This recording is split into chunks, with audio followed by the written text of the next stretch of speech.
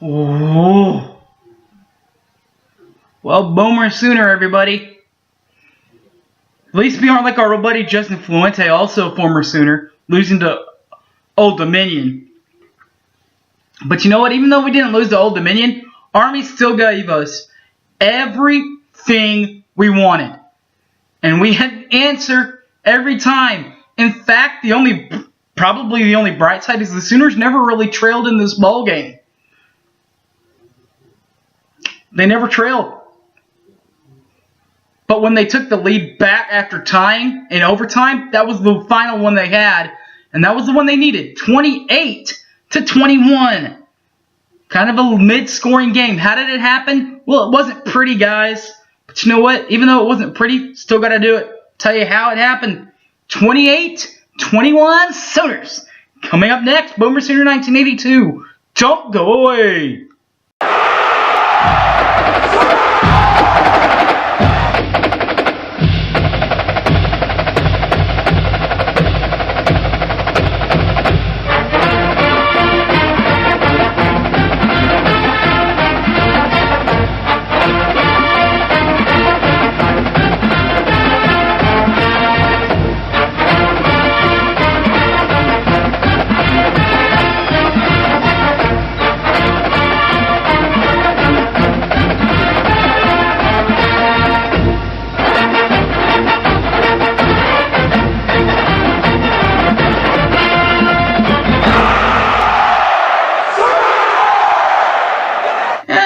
Welcome back to the show, everybody. My name's Harry James. Before we get to how it happened at 28-21 Sooners in the final, let's go over some statistics from last night. Number 8, Kevin Hopkins Jr., the quarterback for Army, 40 yards in the air, 0 touchdowns, 2 picks. His longest completion of the night was for 15 yards. While the Sooners have their QB1 back on track this week, $165, 3 touchdowns, and an interception for the Kyler. QB1's longest pass of the night was 38 yards. Rushing the ball. This was all about Army putting it on the ground, doing it on the ground. With the ground attack and the tanks and all that good stuff. Their big tank, though, their quarterback. 25 carries, 102 yards, and a touchdown. His longest run of the night was 13 yards.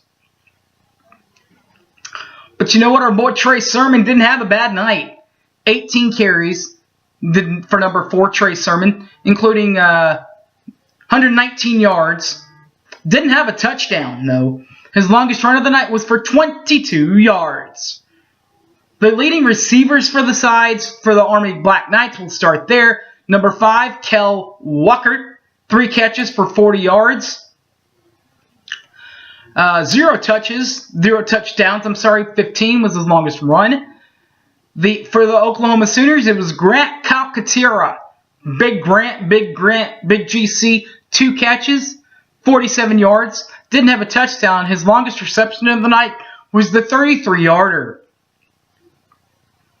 Defensively, this is what it was about, really, for Army. Also, by the way, 23 tackles for number 23, Elijah Riley. Elijah had 9 tackles, 0 forced fumbles, 0 fumbles recovered, 0 INTs.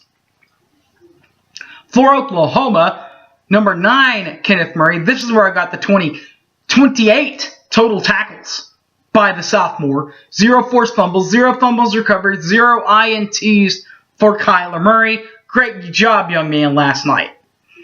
The kickers,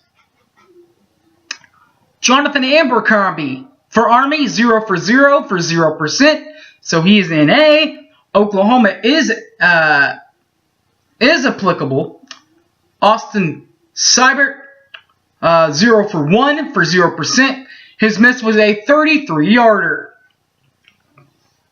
The punters for each side, Army used 2 punters. Nick Potter, number 17, that one was was for one punt, 34 yards in average. 34 was as long, 34.0 was as long, and one within the 20-yard line.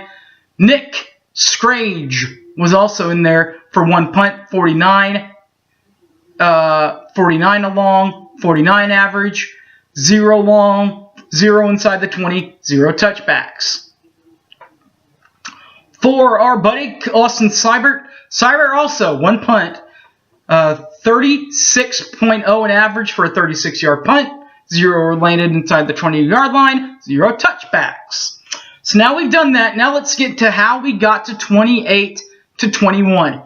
And it starts in the first quarter when Kyler Murray finds the fullback, H-back, whatever you want to call him, from Tulsa. Carson Meyer finds him in the end zone, 13 yards out, 7-0 Sooners, 12:20 left in the game.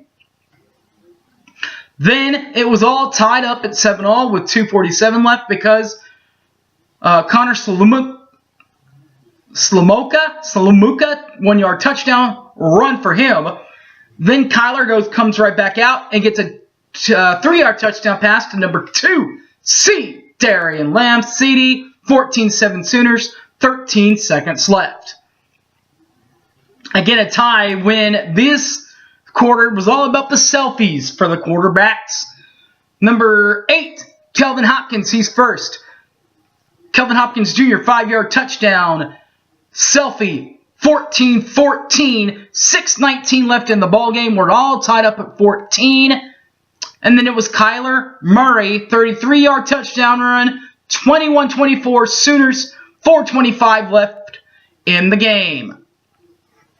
Then in the third quarter, take the halftime break, third quarter, you come back, David Anderson from a 3-yard touchdown run, ties it all up, 21-21 with 1:51 left. We're all tied up. Fourth quarter, still all tied up. Oklahoma takes the game in overtime.